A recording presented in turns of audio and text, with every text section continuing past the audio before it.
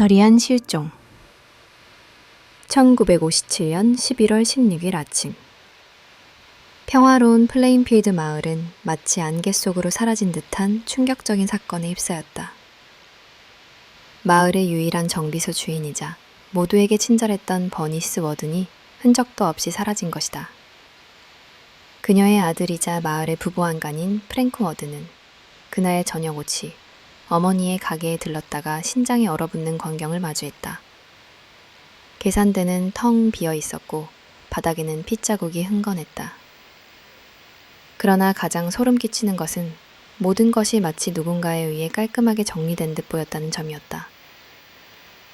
프랭크는 어머니의 차가 정비소 뒤쪽에서 아침 9시 30분경에 나가는 것을 목격했다는 이웃의 증언을 듣고 무언가 잘못되었음에 직감했다. 그리고 그날 아침 어머니가 쓴 마지막 판매 영수증을 발견했을 때 그의 눈은 경악으로 커졌다. 영수증에는 부동액 한 통이라는 간단한 문구와 함께 불길한 이름 하나가 적혀 있었다. 바로 에드게인이었다. 에드게인은 평소 마을 사람들에게 별다른 관심을 받지 못하는 혼자 사는 고독한 남자였다. 그는 며칠 전 부동액을 사러 버니스의 가게에 들렀고 다음날 다시 오겠다고 약속했다고 한다. 프랭크는 직감적으로 에드가 이 사건과 연관이 있다고 확신했다. 그러나 마을 보안관은 프랭크의 직감을 일축했다. 프랭크, 그저 평범한 외톨이일 뿐이네. 무슨 살인마라도 되는 줄 아나? 하지만 프랭크의 마음속 불안감은 커져는 갔다. 그는 어머니의 흔적이 사라진 가게를 다시 한번 샅샅이 뒤졌다. 계산대 서랍에서 발견된 작은 종이 조각. 핏자국이 묻은 채 찢겨져 있었지만 한눈에 봐도 그것은 에드게인의 집 주소를 나타내는 약도였다. 에드가 의도적으로 남긴 것인지 아니면 우연히 떨어진 것인지 알 수 없었지만 프랭크는 더 이상 기다릴 수 없었다. 그의 불안한 예감은 끔찍한 진실을 향해 달려가고 있었다. 그날 밤 프랭크는 조용히 보안관에게 에드의 집을 수색할 것을 요청했다. 보안관은 마지못해 허락했지만 그는 여전히 이 사건이 단순한 실종일 것이라고 믿었다. 하지만 프랭크는 달랐다. 어머니의 영수증, 핏자국, 그리고 불길한 약도. 이 모든 퍼즐 조각들이 하나의 섬뜩한 그림을 완성하고 있었다. 플레인필드의 평온한 밤하늘 아래 악마와의 섬뜩한 조우가 임박하고 있었다. 프랭크의 요청에 따라 보안관 사무실은 에드게인의 체포영장을 발부했다. 해가 저물어 어둠이 깔리기 시작할 무렵 마을의 유일한 식료품 가게에서 에드가 목격되었다는 신고가 들어왔다. 보안관은 순찰차를 급파했고 프랭크는 불안한 마음으로 뒤따랐다. 서부 플레인필드의 낡은 식료품 가게 앞. 에드게인은 마치 아무 일도 없었다는 듯 태연하게 담배를 피우고 있었다. 순찰차가 다가가자 그는 고개를 들어 멍한 눈으로 쳐다볼 뿐 놀라거나 도망치려 하지 않았다. 보안관이 영장을 내리자 에드는 천천히 손을 들어 담배를 끄고 순순히 수갑을 찼다. 그의 무표정한 얼굴과 체념한 듯한 태도는 오히려 주변을 더욱 섬뜩하게 만들었다. 내가 뭘 잘못했나? 에드가 나지막이 중얼거렸다. 그의 목소리는 아무런 감정도 담겨 있지 않아 그 말이 마치 다른 사람의 목소리처럼 들렸다. 에드의 체포는 너무나도 손쉽게 이루어졌지만 프랭크의 불안감은 더욱 커졌다. 에드가 순순히 잡힌 것은 그가 무언가를 숨기고 있거나 이미 모든 것을 끝냈다는 증거일지도 모른다는 섬뜩한 생각이 머리를 스쳤다. 보안관은 에드를 데리고 워셔라 카운티 보안관 사무실로 향했고 프랭크는 남은 동료들과 함께 에드의 외딴 농장으로 향했다. 그들은 단순히 버니스 워든의 흔적을 찾기 위해 수색영장을 집행하는 것이었다. 밤이 깊어질수록 에드의 농장 주변은 더욱 을씨년스러웠다. 안개가 자욱하게 깔린 들판을 가로질러 낡은 오두막이 어둠 속의 모습을 드러냈다. 오두막은 마치 죽은 거인의 해골처럼 음침하고 불길한 기운을 내뿜고 있었다. 프랭크는 손전등을 켜고 조심스럽게 오두막 문을 열었다. 낡은 경첩이 삐걱거리는 소리가 정적을 깼다. 그들은 오두막 안으로 들어서자마자 곰팡이와 썩은 냄새, 그리고 무언가 낯선 비린내가 뒤섞인 악취에 코를 찔렸다. 거실에는 낡은 가구들과 함께 먼지가 수북이 쌓여 있었다. 프랭크의 심장은 무섭게 뛰기 시작했다. 그의 손전등 불빛이 거실 구석에 놓인 낡은 나무 상자를 비추자 상자 위에는 무언가 축축하고 검은 자국이 남아 있었다. 그 순간 동료 한 명이 소리쳤다. 프랭크, 이리 와봐. 프랭크가 달려가자 동료는 마당에 있는 낡은 창고문을 가리켰다. 창고문 틈새로 미세한 빛이 새어나오고 있었고 그 빛 속에서 끈적한 액체가 바닥으로 흘러내리고 있었다. 프랭크는 그 끈적한 액체의 정체를 직감적으로 알아차렸다. 그것은 바로 피였다. 그들은 더 이상 주저할 수 없었다. 그들은 도끼로 낡은 창고문을 부셨다. 문이 열리자 안개와 함께 숨막히는 공포가 그들을 덮쳤다. 그들은 이제 막 나오는 악취가 프랭크와 동료들의 코를 찔렀다. 그것은 단순히 썩은 냄새가 아니었다. 핏물이 섞인 듯한 쇠냄새, 그리고 마치 오래된 가죽을 태우는 듯한 묘한 악취가 뒤섞여 그들을 질식시킬 듯이 덮쳐왔다. 손전등 불빛이 어둠 속을 가르며 창고 내부를 비추자 그들은 눈앞에 펼쳐진 광경에 숨이 멎었다. 창고 천장에는 거꾸로 매달린 시체가 있었다. 짐승의 사체 같기도 사람의 사체 같기도 한 그 끔찍한 형상은 마치 도살장에서나 볼 법한 모습이었다. 온몸에 살가죽이 벗겨져 있었고 내장이 밖으로 쏟아져 나와 있었다. 프랭크는 공포에 질려 손전등을 떨어뜨릴 뻔했지만 이내 이를 악물고 빛을 똑바로 비추었다. 시체의 머리가 보였다. 머리칼은 헝클어져 있었지만 익숙한 곱슬머리였다. 그리고 그 시체의 얼굴은 사라진 어머니 버니스 워든의 것이었다. 그녀의 얼굴은 이미 온전치 않았다. 찢기고 뜯겨지고 마치 가면처럼 벗겨진 채였다. 그 끔찍한 모습에 프랭크는 구역질을 참으며 주저앉았다. 그는 자신이 지금껏 느껴보지 못한 공포와 분노에 휩싸였다. 엄마. 그는 울부짖었지만 그의 목소리는 창고 안의 차가운 공기에 흡수되어 사라졌다. 그때 동료 한 명이 소름 끼치는 것을 발견했다. 창고 바닥에는 무언가 널려 있었다. 처음엔 짐승의 내장이라고 생각했던 것들이 자세히 보니 사람의 내장 같았다. 그리고 그 옆에는 정교하게 벗겨진 사람의 피부 조각들이 널려 있었다. 끔찍한 형상으로 잘린 채 마치 무언가를 만들기 위한 재료처럼 보였다. 프랭크는 떨리는 손으로 손전등을 다시 잡고 창고 구석을 비추었다. 거기에는 여러 개의 마네킹이 서 있었다. 그리고 그 마네킹들은 다름 아닌 사람의 피부로 만들어진 옷을 입고 있었다. 그 섬뜩한 옷들은 모두 여성들의 피부로 만들어졌고 어떤 옷은 가슴과 유방이 그대로 달려 있었다. 이성은 이미 마비된 상태였다. 이 모든 것이 인간의 짓이라고는 믿을 수 없었다. 이건 사람이 할 짓이 아니야. 동료 한 명이 넋이 나간 듯 중얼거렸다. 그들은 에드가 단순한 살인범이 아니라는 것을 깨달았다. 그는 도살자였고 미치광이였으며 인간의 모습을 한 악마였다. 그들은 더 이상 버니스 워든을 찾기 위해 온 것이 아니었다. 그들은 지옥으로의 문을 열었고 이제 막 그 안으로 들어선 참이었다. 창고 안의 악취는 이제 더 이상 역겹기만 한 냄새가 아니었다. 그것은 에드게인의 광기가 응축된 지독한 공포의 냄새. 에드게인에게 이 모든 고통을 갚아주겠다고 맹세했다. 하지만 그 순간 그는 아직 알지 못했다. 이 끔찍한 창고는 빙산의 일각에 불과하다는 것을, 진짜 지옥은 아직 그의 앞에 펼쳐지지 않았다는 것을.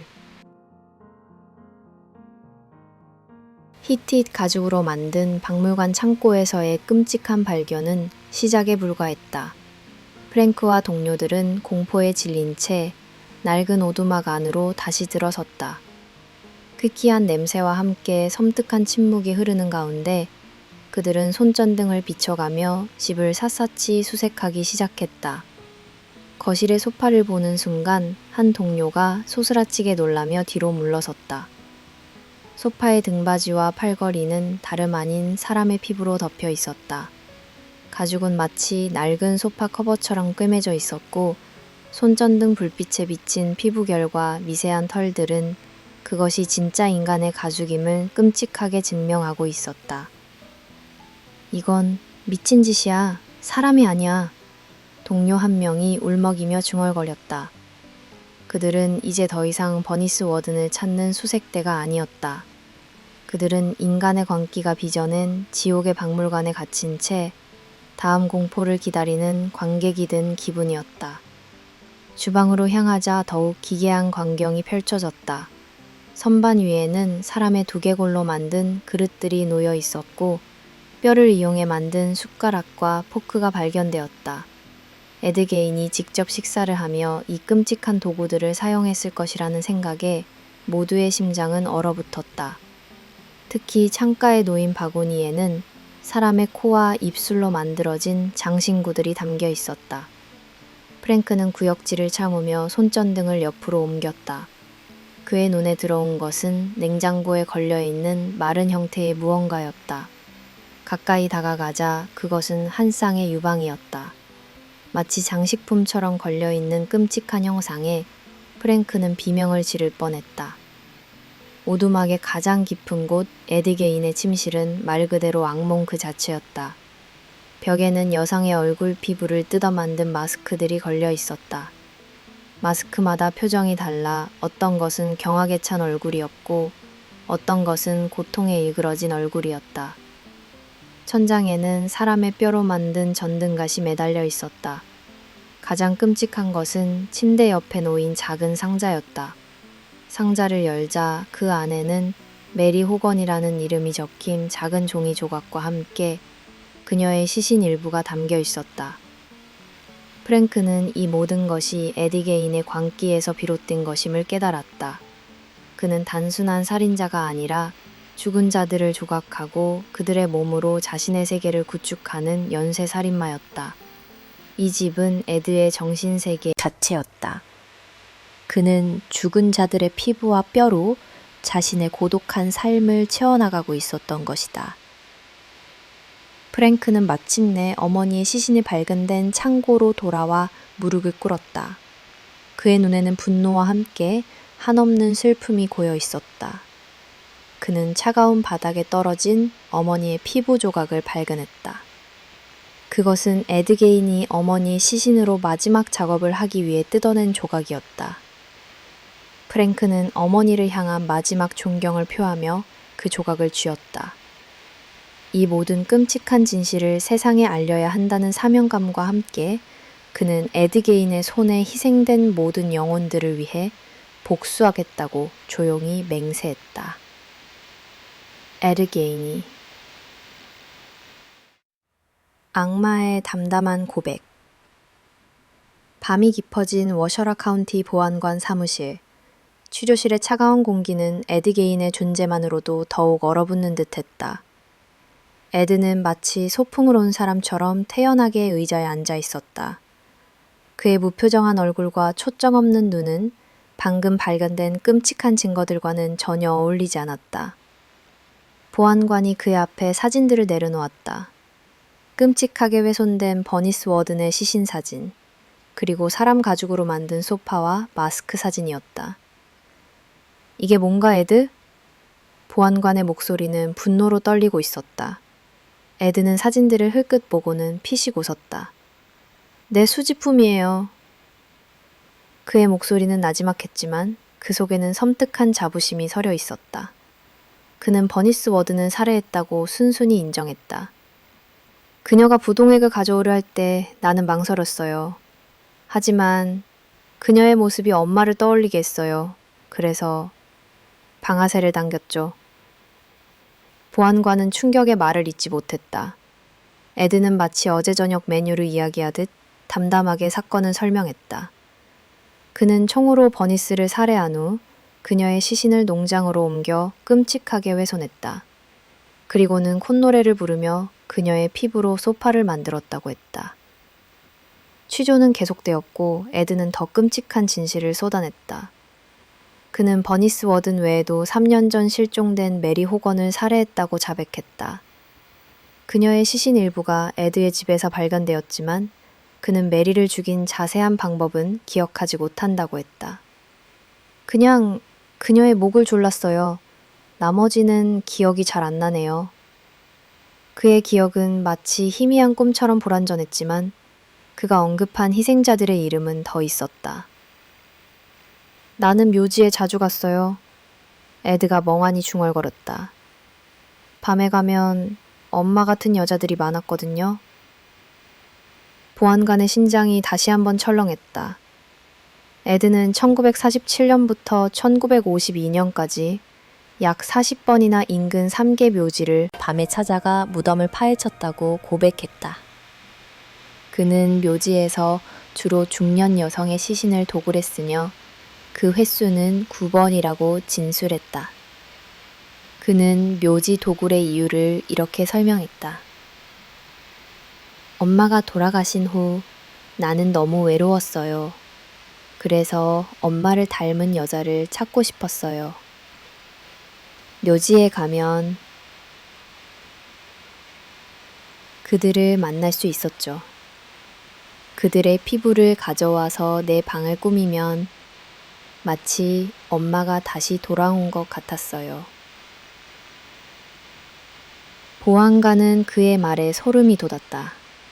에드는 단순히 살인을 즐긴 것이 아니라 죽은 시체를 통해 자신의 고독과 상실감을 채우려 했던 것이다. 그는 자신이 시신을 도굴한 묘지들의 위치를 정확하게 설명했고 보안관은 그의 진술을 확인하기 위해 곧바로 수색팀을 보냈다. 에드의 손가락이 가리키는 곳마다 파헤쳐진 무덤들이 발견되었고 그의 끔찍한 진술은 모두 사실로 드러났다. 밤새도록 이어진 추적 끝에 보안관은 에드 게인이 단순한 살인범이 아니라 죽은 자들을 향한 병적인 집착에 사로잡힌 인간의 모습을 한 악마임을 깨달았다. 그의 당담한 고백은 듣는 이의 영혼마저 갉아먹을 만큼 잔인하고 소름 끼쳤다. 취조실을 나선 보안관은 온몸에 힘이 빠지는 것을 느끼며 벽에 기대섰다. 에드 게인과의 짧은 대화는 그의 삶에서 가장 길고 끔찍한 밤으로 남을 것이었다. 과거의 흉터와 죽음의 그림자. 취조실의 공기는 무겁게 가라앉았다. 에드 게인은 이제 자신의 끔찍한 범죄의 동기에 대해 이야기하기 시작했다. 그의 목소리는 여전히 무감각했지만 그 안에 숨겨진 광기는 듣는 이의 심장을 갉아먹는 듯했다. 그는 자신의 모든 광기가 어머니 오거스타 게인으로부터 시작되었다고 고백했다. 엄마는 세상이 죄악으로 가득하다고 했어요. 특히 여자들은 모두 창녀라고 했죠. 에드의 눈빛은 과거의 끔찍한 기억을 더듬는 듯 흔들렸다. 그는 아버지의 알코올 중독과 어머니의 폭력적인 훈육 아래서 자라났다.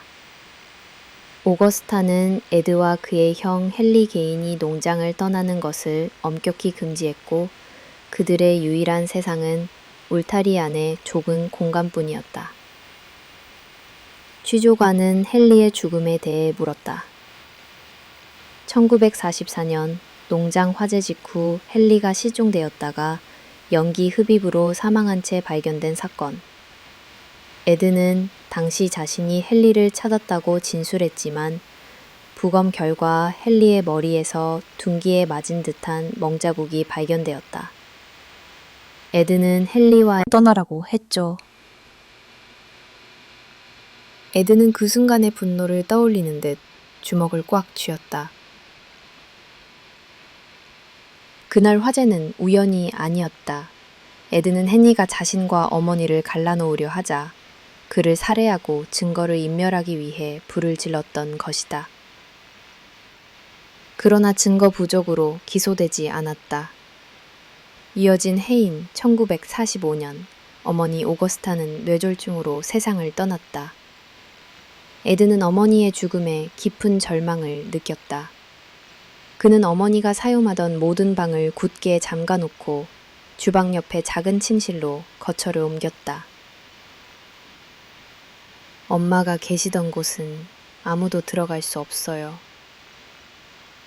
에드의 목소리에는 깊은 슬픔과 함께 소유욕이 배어 있었다. 취조가는 그의 집에서 발견된 끔찍한 물건들에 대해 물었다. 왜 그렇게 많은 사람의 피부와 뼈를 모았죠? 왜 그런 끔찍한 물건들을 만들었나요? 에드는 잠시 침묵하다가 마치 비밀을 털어놓듯 나지막이 말했다. 엄마를 다시 만나고 싶었어요. 엄마는 저에게 유일한 존재였거든요. 그래서 엄마를 닮은 여자의 피부로 옷을 만들려고 했어요. 그 옷을 입으면 엄마가 제 곁에 다시 돌아오는 것 같았을 거예요.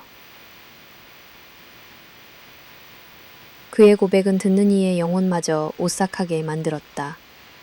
에드게인은 단순한 연쇄살인마가 아니었다. 그는 어머니에 대한 병적인 집착과 상실감에 미쳐버린 한 인간이었다. 그의 모든 범죄는 죽은 어머니를 되살리려는 광기에서 비롯된 것이었다. 묘지도굴은 어머니를 닮은 여성을 찾기 위한 필사적인 노력의 일환이었고, 살인은 그들의 피부를 얻기 위한 수단이었다. 에드게인의 광기는 어린 시절부터 쌓인 상처와 어머니의 죽음이라는 거대한 공백이 결합되어 만들어진 인간의 내면에 숨겨진 가장 어둡고 끔찍한 그림자였다. 멈어머니의 그림자와 광기의 박물관, 에드게인의 고백은 마치 악몽의 끝없는 터널처럼 계속 이어졌다. 그는 어머니 오거스타가 죽은 뒤 자신의 삶이 붕괴되었다고 말했다. 엄마가 사라지자 세상이 멈춘 것 같았어요. 그는 어머니의 유품을 손상시키고 싶지 않다며 그녀의 방을 포함해 집 전체를 굳게 잠가두었다. 먼지가 쌓이고 거미줄이 쳐지는 동안에도 그는 어머니의 흔적이 있는 방을 단 한 번도 열어보지 않았다. 그의 세상은 주방 옆의 작은 방으로 축소되었고 그곳은 곧 그의 광기가 피어나는 성역이 되었다. 이 작은 방은 단순한 침실이 아니었다. 에드게인의 모든 범죄와 희생자들을 선택할 때 오직 한 가지 기준만을 따랐다. 그들이 어머니와 닮았는가? 그는 중년의 여성 시신들을 찾아 헤맸고 그녀들의 피부를 벗겨내기 시작했다. 취조가는 에드에게 물었다. 왜 하필이면 그들의 피부였죠? 에드는 멍하니 천장을 바라보며 말했다. 나는 엄마를 다시 만들고 싶었어요. 엄마의 옷을 입고 엄마처럼 말하고 싶었어요. 그는 자신이 훔친 시신들의 피부로 여성곡을 만들 계획이었다고 털어놓았다. 그 끔찍한 옷을 입고 거울 앞에 서면 마치 어머니가 다시 살아 돌아온 것 같은 착각에 빠질 수 있으리라 믿었던 것이다. 그의 방에서 발견된 소름 끼치는 물건들 하나하나가 이 광기 어린 집착을 증명했다. 사람 가죽으로 만든 램프갓, 유방으로 만든 허리띠, 그리고 찢어진 얼굴 가죽으로 만든 마스크들. 그 모든 것이 오거스타에 대한 그의 병적인 그리움의 결과였다. 에드는 그 물건들을 보며 어머니와 함께하는 환상 속에서 살았던 것이다. 마스크는 엄마의 얼굴을 본뜬 거예요. 에드는 한참을 망설이다가 말했다. 엄마의 얼굴을 볼 때마다 나는 그녀와 대화할 수 있었죠. 취조가는 온몸에 소름이 돋는 것을 느꼈다. 에드게인은 단순한 살인자가 아니었다. 그는 죽은 어머니에게 사로잡혀 자신만의 끔찍한 세계를 창조한 정신적으로 완전히 붕괴된 인간이었다. 그의 모든 행동은 어머니의 죽음이라는 거대한 트라우마에서 비롯되었고, 그는 그 상실감을 채우기 위해 인간의 존엄성을 짓밟고 시신을 모독하는 행위를 서슴지 않았다. 이 모든 고백은 에드게인의 집착이 얼마나 깊고 병적인지를 보여주었다. 그의 광기는 수십 년에 걸쳐 서서히 자라나 마침내 끔찍한 연쇄살인으로 폭발했다. 그는 자신의 행동에 대해 전혀 죄책감을 느끼지 않았다. 그에게 그것은 사랑하는 어머니를 되살리기 위한 숭고한 의식이었다. 취조실의 차가운 공기는 에드게인의 광기 어린 집착으로 인해 더욱 섬뜩하게 변해갔다. 그가 입을 열 때마다 그들의 눈앞에는 인간의 가장 깊은 어둠이 생생하게 펼쳐졌다. 광기의 감정, 그리고 법의 심판. 에드게인의 끔찍한 고백과 농장에서 발견된 충격적인 증거들은 미국 전역을 뒤흔들었다. 1957년 11월 21일 에드는 1급 살인 혐의로 기소되었다. 그러나 그의 변호사는 정신감정을 요청했고 에드게인의 법적 운명을 결정할 중요한 순간이 다가왔다. 수많은 정신과 의사들이 에드게인을 진단하기 위해 모여들었다. 그들은 에드가 보인 기괴한 행동, 즉 여성의 피부로 만든 옷을 입으려는 욕망, 에드가 그리고 죽은 어머니에 대한 병적인 집착에 대해 심도 있는 분석을 진행했다. 에드는 취조실에서와 마찬가지로 정신감정 중에도 마치 자신의 끔찍한 취미를 설명하듯 담담하게 이야기했다. 그는 자신의 행동이 전혀 잘못되지 않았다고 믿는 듯 했다. 나는 그저 엄마를 보고 싶었을 뿐이에요. 그분들이 내게 준 것을 사용했을 뿐이죠. 정신과 의사들은 경악을 금치 못했다. 그들은 에드게인이 단순히 죄책감을 느끼지 못하는 것이 아니라 죄책감이라는 개념 자체를 이해하지 못하고 있음을 발견했다. 그의 정신은 유년 시절 어머니의 가혹한 훈육과 형의 죽음, 그리고 어머니의 부재라는 극심한 상실감에 의해 완전히 파괴된 상태였다. 그는 현실과 환상을 구분하지 못했으며 그의 끔찍한 행동은 병적인 환상에 기반한 결과였다. 마침내 정신과 의사들의 보고서가 제출되었다. 보고서에는 에드게인이 정신분열증을 앓고 있으며 자신의 행동에 대한 인지 능력 결여 상태에 있다고 명시되어 있었다. 그는 자신이 저지른 행동이 얼마나 끔찍하고 반인륜적인지 전혀 인식하지 못했다. 그의 내면 세계는 오직 어머니와 죽은 자들에 대한 집착으로 가득 차 있었고 사회의 도덕적, 법적 기준은 그에게 아무런 의미가 없었다. 1958년 1월 법정은 에드게인이 재판을 받을 능력이 없다고 판결했다. 그는 공식적인 유무죄를 가리기 전에 위스콘신 주립정신병원에 수감되었다. 마을 사람들은 분노했고 희생자들의 유가족은 절규했다. 법의 심판을 받아야 할 끔찍한 악마가 정신병이라는 이유로 죄를 면했다는 사실에 모두가 좌절했다. 그러나 이것은 끝이 아니었다. 에드는 정신병원에서도 계속해서 이상 행동을 보였다. 그는 다른 환자들에게 자신의 수집품에 대해 자랑스럽게 이야기했고 마치 자신이 위대한 예술가라도 된 것처럼 행동했다.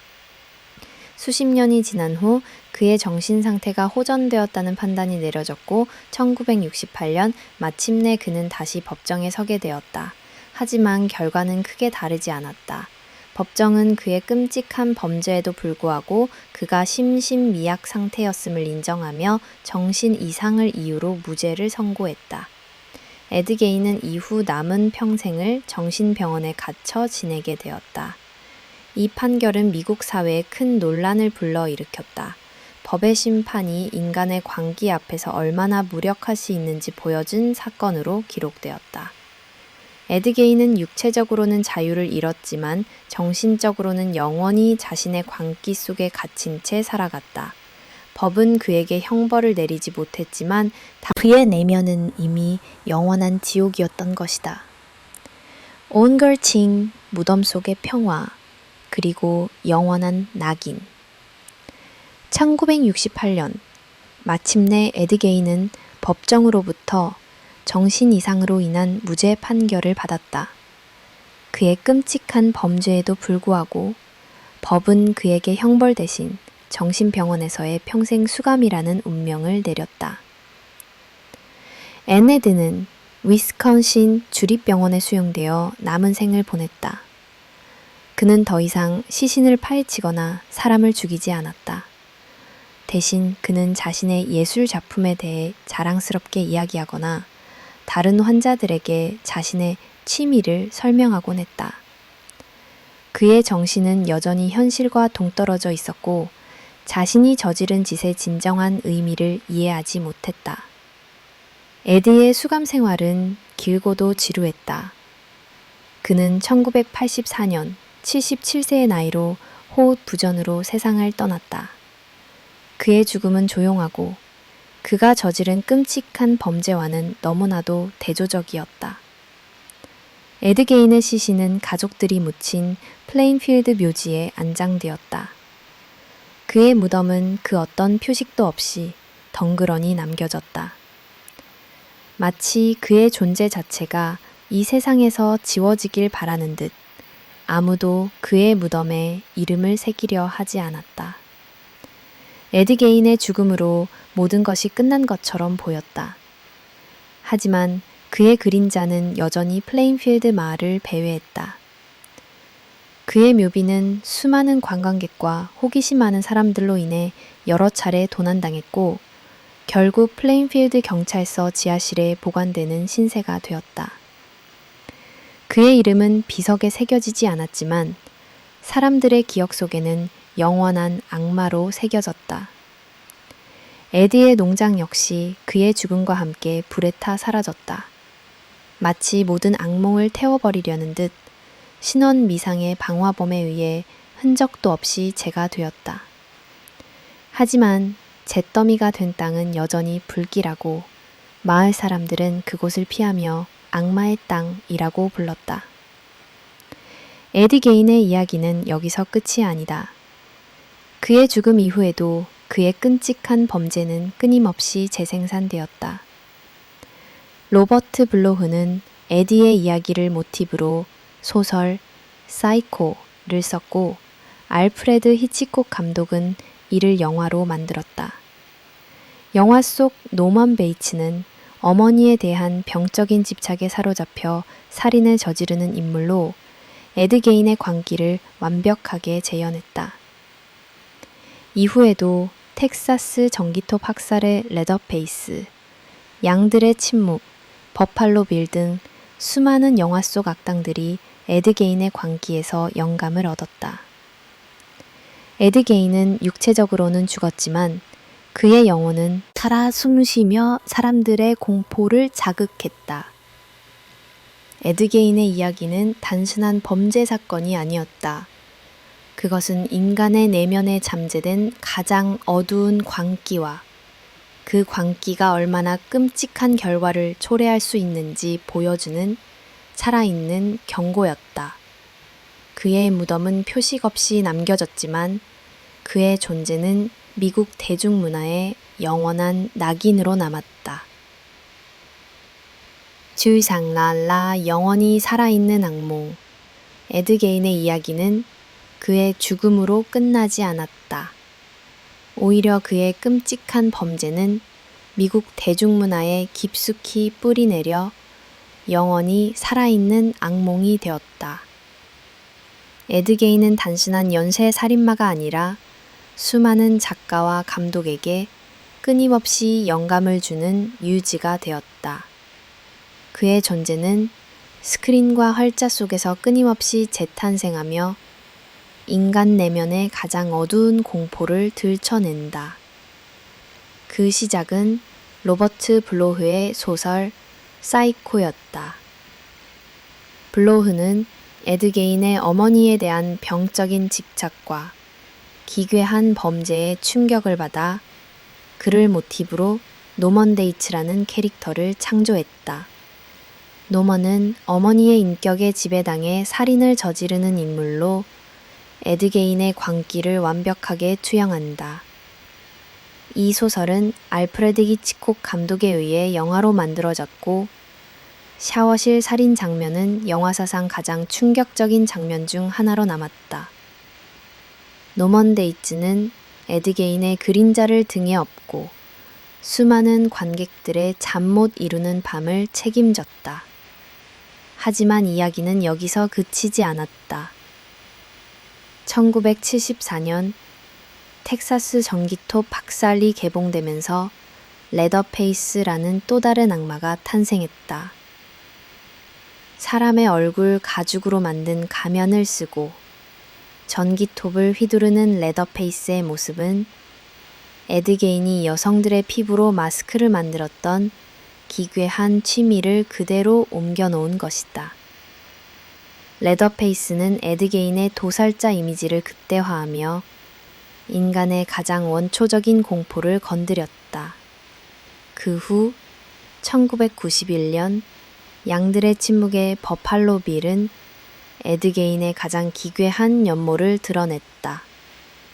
여성들을 납치해 그들의 피부를 벗겨내 여성복을 만들려 했던 버팔로 빌의 행동은 에드게인이 어머니를 되살리기 위해 여성의 피부로 옷을 만들고자 했던 광기 어린 욕망을 섬뜩하게 보여준다. 버팔로 빌은 단순히 살인을 저지르는 것을 넘어 인간의 정체성과 욕망의 경계를 허무는 인물로 에드게인의 정신적 고통을 상징적으로 표현한다. 잔혹성을 보인다. 이처럼 에드게인은 시대를 초월하여 대중문화의 거대한 악의 축으로 자리 잡았다. 그는 감옥에서 평생을 갇혀 지냈지만 그의 영혼은 수많은 스크린과 책 속에서 영원히 살아 숨쉰다. 에드게인은 단순한 도살자가 아니었다. 그는 인간이 얼마나 깊은 상실감과 병적인 집착에 빠질 수 있는지, 그리고 그 광기가 얼마나 끔찍한 괴물을 탄생시킬 수 있는지 보여주는 살아있는 증거였다. 그의 이야기는 단순한 공포영화의 소재를 넘어 인간의 내면에 숨겨진 가장 어둡고 은밀한 공포를 끊임없이 상기시키는 영원한 경고로 남아있다.